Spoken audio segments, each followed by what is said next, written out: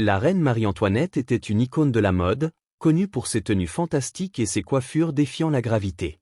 Sa vie extravagante et excessive a fini par faire d'elle la cible de la fureur révolutionnaire, et elle a été guillotinée en 1793. Bien qu'elle soit devenue un symbole de l'opulence, elle était une personne gentille et généreuse qui ne méritait pas son sort brutal. Née en 1755 en Autriche, Marie-Antoinette était le 15e enfant de l'impératrice Habsbourg Marie-Thérèse. Antoinette allait acquérir une réputation de simplicité d'esprit dès son jeune âge, et elle avait des difficultés avec la lecture, l'écriture et les langues étrangères lorsqu'elle était jeune fille. À l'âge de 10 ans, elle avait encore du mal à écrire dans sa propre langue, l'allemand. Néanmoins, ceux qui la connaissaient personnellement disaient constamment qu'elle était une jeune fille charmante et douce qui aimait la musique et les arts. Enfant, elle fut bientôt fiancée au dauphin français, qui deviendrait un jour le roi Louis XVI de France. À la suite de ces fiançailles, une équipe d'ambassadeurs français fut envoyée pour apprendre à la jeune royale à se coiffer à la mode. En d'autres termes, à l'habiller d'une manière jugée convenable pour une reine. Bien que Marie-Antoinette ait souvent été vilipendée comme une femme superficielle, obsédée par la mode et les vêtements, ce rôle lui a été imposé dès son plus jeune âge. Après ses fiançailles, elle a subi une transformation complète pour se conformer aux normes de beauté françaises de l'époque. Sa mode simple et typiquement autrichienne a été critiquée, et ses dents tordues ont été redressées à l'aide d'une forme précoce de traitement orthodontique. À cette époque, la France avait des cérémonies de cour extrêmement élaborées, et les nouveaux venus au château de Versailles devaient apprendre des centaines de règles d'étiquette. Antoinette a été préparée à s'intégrer dans cet environnement rigide et snob d'une manière digne d'une reine. À l'âge de 14 ans, Antoinette et le dauphin de 15 ans se sont mariés, et la jeune fille a été transportée au château de Versailles, où elle a vécu une vie très publique. Elle était habillée quotidiennement par un groupe de femmes de chambre, passant la plupart de son temps à se mêler à des foules de notables influents jusqu'à ce qu'elle se couche tard dans la nuit. Adolescente, elle a écrit à sa mère pour se plaindre qu'elle regrettait désespérément l'Autriche et qu'elle détestait le manque d'intimité qu'elle devait endurer. Plus tard dans sa vie, elle s'est battue pour obtenir un peu de solitude, mais en tant que jeune fille qui parlait à peine français, elle a simplement fait ce qu'on attendait d'elle. À 19 ans, Marie-Antoinette était déjà reine de France. Et bien qu'elle ait assumé son rôle avec beaucoup d'enthousiasme, elle avait peu d'affinité avec son mari, le roi. Louis XVI était introverti et aimait les activités pratiques. Tandis que Marie était joyeuse et vive. Elle était connue pour se coucher tard pour faire la fête, jouer et socialiser avec les autres membres de la cour de France, tandis que Louis se couchait tôt. La relation du couple était entravée par l'incapacité de consommer leur mariage pendant près de 7 ans. Bien qu'il ne fût pas inhabituel de retarder la nuit de noces avec une mariée si jeune, la longue pause a suscité des inquiétudes lorsqu'Antoinette a atteint la vingtaine. Interrogé, le jeune prince a affirmé que le sexe était tout simplement trop douloureux pour lui, bien que les médecins qui l'ont examiné aient dit qu'il n'y avait aucun problème visible. Des rumeurs embarrassantes se sont répandues dans toute l'Europe, selon lesquelles le roi était physiquement difforme et incapable d'accomplir l'acte. Finalement, le frère de Marie, l'empereur romain germanique Joseph II, est arrivé à la cour pour résoudre le problème. Bien que les historiens débattent encore de ce qui n'allait pas physiquement chez le roi, l'empereur Joseph a écrit que le couple royal était tout simplement des maladroits qui ne comprenaient pas ce qu'ils étaient physiquement censés faire. Quoi que l'empereur ait dit à Louis, cela semble avoir résolu le problème, et Marie-Antoinette est tombée enceinte presque immédiatement après. Antoinette allait avoir de nombreux enfants avec Louis, bien que plus tard dans sa vie, on pense qu'elle a eu au moins une liaison avec un comte suédois nommé Axel von Fersen. On a dit à l'époque qu'il avait engendré au moins un des nombreux enfants de la reine.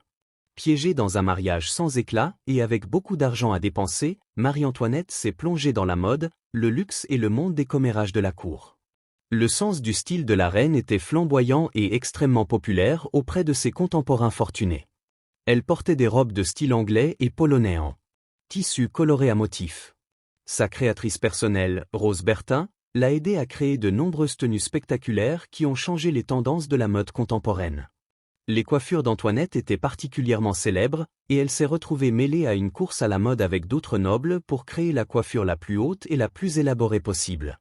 Ses coiffeurs personnels utilisaient des perruques et des épingles à cheveux pour empiler ses cheveux à des hauteurs considérables, et ses mèches imposantes étaient couvertes de bijoux et d'ornements élaborés. L'une de ses coiffures les plus célèbres comprenait même un modèle de navire de guerre, conçu pour célébrer une victoire navale française. Malheureusement, le comportement prodigue de la reine n'est pas passé inaperçu longtemps. Elle était de plus en plus ridiculisée dans la littérature satirique de l'époque pour son style de vie absurdement exagéré, gagnant même le surnom de Madame Déficit pour l'argent qu'elle dépensait en dépenses frivoles. Son budget annuel pour les vêtements à lui seul équivalait à 3,6 millions de dollars d'aujourd'hui, et elle s'y tenait rarement, doublant parfois ce chiffre. Outre ses vêtements et ses cheveux, Marie a embelli son domaine personnel, le Petit Trianon. Elle a créé des jardins fantastiques, et son grand domaine à Versailles reste une attraction touristique populaire à ce jour. Alors que les gens s'alarmaient de plus en plus des habitudes de dépenses d'Antoinette, sa mère lui a envoyé une lettre, l'avertissant que son style de vie somptueux n'était pas approprié. À cette époque, la France était énormément endettée en raison d'une mauvaise gestion financière grave et d'une série de guerres coûteuses. C'était le pire moment possible pour une reine de France de montrer sa grande richesse. Alors que son mari, le roi Louis, essayait de résoudre les problèmes financiers de la France, la noblesse continuait de rejeter l'introduction de nouvelles taxes. Au lieu de cela, le fardeau financier considérable de la France était principalement supporté par les plus pauvres de la société, dont la colère face à leur traitement injuste commençait à grandir. Bien que Marie fût sans aucun doute à la fois frivole et déconnectée de la réalité, elle était aussi assez généreuse. Il était évident qu'elle se souciait des autres et désirait sincèrement les aider. Au début de son règne, elle avait refusé d'accepter les revenus de la taxe de ceinture de la reine, car elle avait entendu dire que beaucoup de gens pauvres ne pouvaient pas se permettre de la payer. Elle passait beaucoup de son temps libre à s'impliquer dans des organisations caritatives, à adopter des enfants orphelins et a même construit des maisons dans les jardins du palais pour subvenir aux besoins des familles pauvres.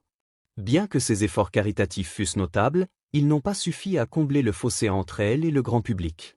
Pour ajouter l'insulte à la blessure, la reine a construit un énorme village modèle dans son domaine. Alors que son mari, le roi Louis, essayait de résoudre les problèmes financiers de la France, la noblesse continuait de rejeter l'introduction de nouvelles taxes. Au lieu de cela, le fardeau financier considérable de la France était principalement supporté par les plus pauvres de la société, dont la colère face à leur traitement injuste commençait à grandir. Bien que Marie fût sans aucun doute à la fois frivole et déconnectée de la réalité, elle était aussi assez généreuse. Il était évident qu'elle se souciait des autres et désirait sincèrement les aider. Au début de son règne, elle avait refusé d'accepter les revenus de la taxe de ceinture de la reine, car elle avait entendu dire que beaucoup de gens pauvres ne pouvaient pas se permettre de la payer.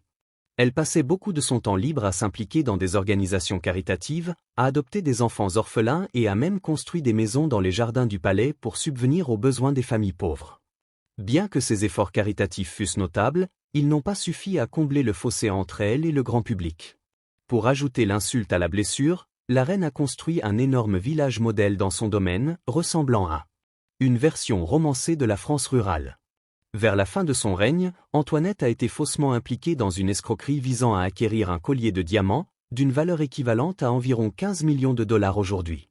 Cela a créé un scandale massif, et bien qu'Antoinette n'ait joué aucun rôle dans le crime, la rumeur selon laquelle elle était impliquée a terni sa réputation déjà médiocre. En 1788, les royaux étaient en difficulté.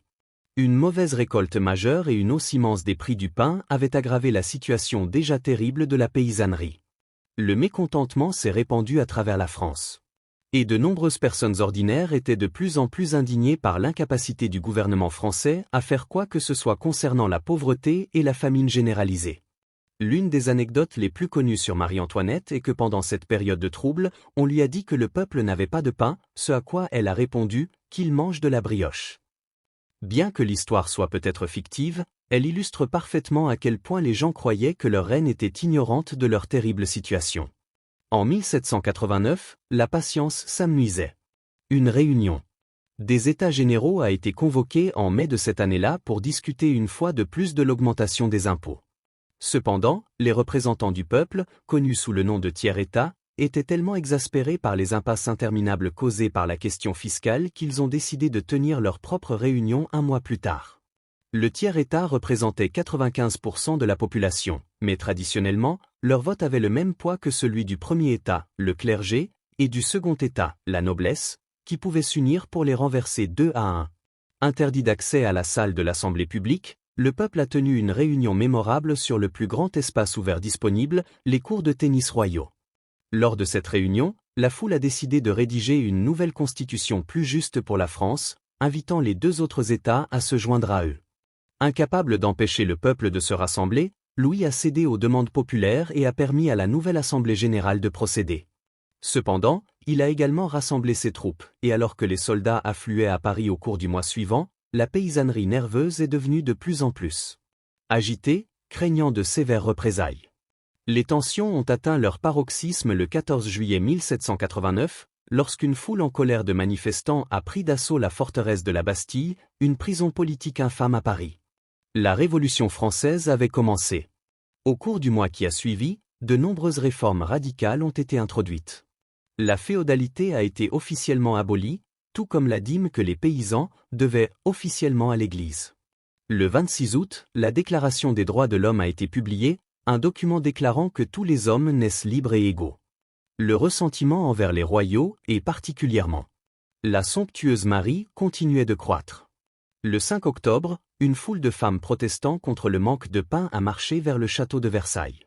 Au fil des heures, la foule est passée d'une petite cohue à une mer de milliers de personnes, et elles sont arrivées devant le palais en exigeant que quelque chose soit fait pour nourrir le peuple. Alors que du pain était distribué pour apaiser la foule, il s'est rapidement épuisé, et à 6 heures le lendemain matin, la foule avait pénétré dans le bâtiment lui-même. Lorsque les intrus ont finalement trouvé Antoinette, elle se cachait dans la chambre royale. Un moment de tension est passé avant que les intrus n'abaissent finalement leur mousquet. Le héros militaire et révolutionnaire, le marquis de Lafayette, est intervenu pour aider la reine, et les royaux ont été escortés à Paris. Bien qu'ils venaient de traverser une épreuve terrifiante, la famille royale est restée optimiste, et la mort de Marie-Antoinette n'était pas encore une fatalité. La famille a été emprisonnée dans le confort du palais des Tuileries au centre de Paris, et la reine a même charmé certaines des foules qui passaient lorsqu'elle s'arrêtait pour lui parler. Cependant, toute possibilité de clémence allait bientôt s'évanouir. Le comte suédois von Fersen, qui aurait été l'ancien amant de Marie-Antoinette, a aidé les royaux à s'échapper du palais. Déguisés en paysans pour tromper les gardes, ils se sont faufilés dans une calèche et se sont dirigés vers la frontière française. Les royaux étaient terribles pour faire semblant d'être des paysans, et ils discutaient joyeusement avec les gens ordinaires et donnaient même des cadeaux aux étrangers sur la route. Ils ont réussi à se rendre à moins de 30 miles de leurs partisans. À Montmédy avant d'être rattrapés. Un homme sur la route a reconnu le visage de Louis grâce à la monnaie de papier qu'il avait, et le groupe a été rapidement arrêté et traîné à Paris. L'épreuve a tellement secoué Antoinette que ses cheveux sont devenus complètement blancs sous le choc. La tentative d'évasion des royaux a prouvé aux gens ordinaires que les efforts du roi pour négocier avec le peuple n'étaient qu'une imposture pour gagner du temps. Les privilèges accordés à la famille ont été soudainement révoqués, et les royaux ont été transférés dans une vraie prison, le Temple à Paris. La monarchie a été officiellement abolie, et le roi Louis XVI a été guillotiné en 1793. Après son exécution, la reine a passé 9 mois d'agonie en prison à attendre de connaître son sort. Finalement, des membres de la Révolution ont contraint le plus jeune fils d'Antoinette à témoigner que la reine l'avait maltraité. En octobre 1793, la reine a été accusée de conspiration contre la Révolution et ou plus à son horreur, de maltraitance d'enfants. Elle a été condamnée à mort pour haute trahison. La reine terrifiée a été gracieuse dans ses dernières heures. Vêtue de blanc, elle aurait présenté ses excuses à son bourreau pour avoir marché sur son pied alors qu'elle se dirigeait vers la guillotine. Antoinette a été l'une des premières victimes de la terreur révolutionnaire, une période sombre au cours de laquelle 17 000 nobles et contre-révolutionnaires ont été tués sans discernement. Bien que vilipendée de son vivant, elle est, à l'époque moderne, considérée comme une victime malheureuse de l'une des révolutions les plus sanglantes de l'histoire. Si vous avez aimé la vidéo, dites-le moi dans les commentaires et n'oubliez pas de vous abonner à la chaîne pour recevoir toutes les nouveautés. À bientôt.